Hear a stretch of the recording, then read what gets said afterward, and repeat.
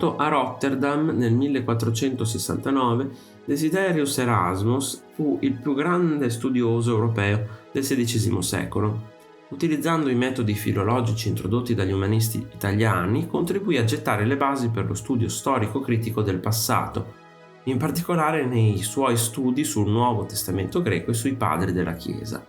I suoi scritti educativi favorirono la sostituzione del vecchio curriculum scolastico con il nuovo accento umanista sui classici.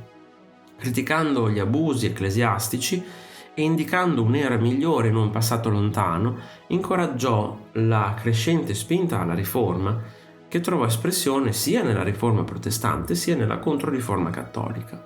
Infine, la sua posizione indipendente in un'epoca di feroci controversie confessionali, rifiutando sia la dottrina della predestinazione di Lutero sia i poteri rivendicati per il papato, lo rese sospetto per i fedeli di entrambe le parti e un faro per coloro che valutavano più la libertà che l'ortodossia.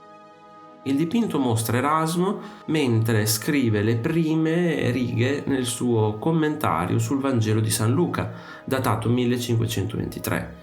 Le righe non sono leggibili in questo dipinto, ma lo sono in un'altra versione più piccola del ritratto nel museo di Basilea. Come nel ritratto di Basilea, Holbein qui ritrae Erasmus come illustre autore che persegue attivamente la sua vocazione di scrittore. Il suo sguardo è abbassato e si concentra interamente sul testo che sta scrivendo. Anche se la camera di studio dello studioso non è mostrata, l'arazzo, con il suo motivo di piante e bestie favolose, e le boiserie ci indicano che si tratta di un interno.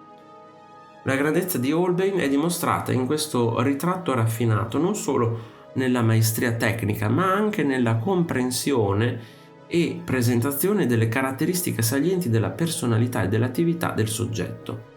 La scala della mole di Erasmo nello spazio pittorico è prodigiosa. In precedenza gli studiosi erano stati ritratti in studi foderati di libri, circondati dagli strumenti del loro mestiere, meditabondi come fa San Girolamo nella xilografia di Dürer del 1514.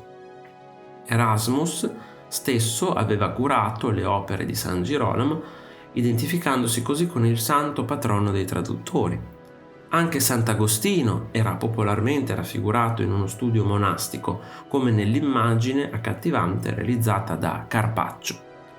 Il ritratto che realizza Holbein è più intimo.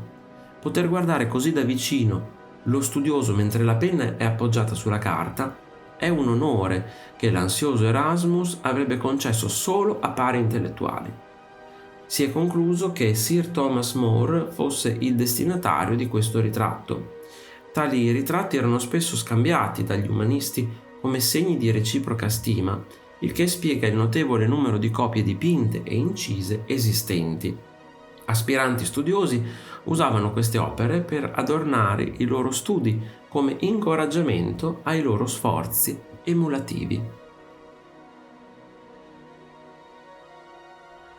Se ti è piaciuto il video, iscriviti al canale, lascia like e condividilo con i tuoi amici. Ti invito anche a visitare il mio negozio. Un saluto e al prossimo video di Arte Esplorando!